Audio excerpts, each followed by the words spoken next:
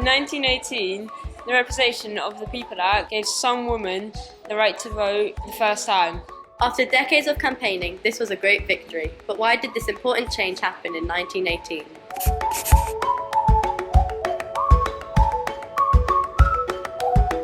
Since 1866, when the first mass petition was presented to the Parliament, women had been campaigning peacefully for the vote. This led to formation of the National Union's Women's Suffrage Society in 1897, led by Millicent Fawcett. These suffragists carried out lawful protests, including rallies, marches and meetings, showing that women could be trusted and wanted to vote. By the early years of the 20th century, some women, like Emmeline Pankhurst, felt that these peaceful protests were getting nowhere. In 1903, Emmeline Pankhurst founded the Women's Social and Political Union. Their members became known as the suffragettes, and their motto was deeds, not words. The suffragettes broke windows and set buildings on fire.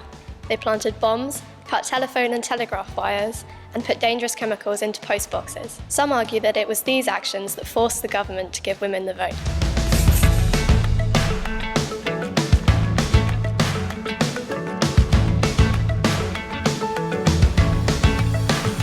As more and more women joined the world of paid work, the idea that they were just wives and mothers was challenged. In fact, the 1861 census reveals that a third of the workforce was female. This pattern continued in the early 20th century.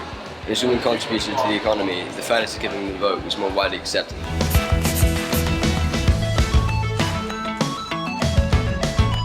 During the First World War, women held jobs that were formerly held for men. They were firefighters, bus conductors and railway guards. They also ran hospitals and worked in ammunition factories. The timing of the Representation of the People's Act and the end of the First World War is often seen as a reward for women's patriotism.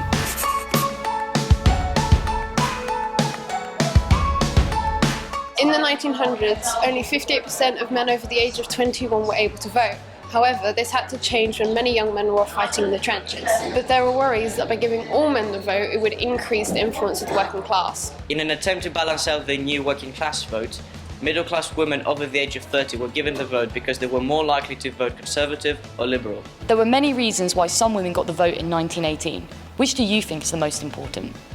I always enjoyed history, but after today I particularly enjoy it, but also I'm considering it for the future more because I realised that I can get into more specific things that I like more, which was something I didn't know before. Yeah, I'd very much like to come to university after this experience. I really enjoyed looking around the campus and seeing the different buildings, and especially the library. It was huge. Yeah, it's been very enjoyable. It's definitely immersed me more in the idea of university, and history is a more specific subject. I will absolutely be recommending this to my other history teacher friends and other schools as well.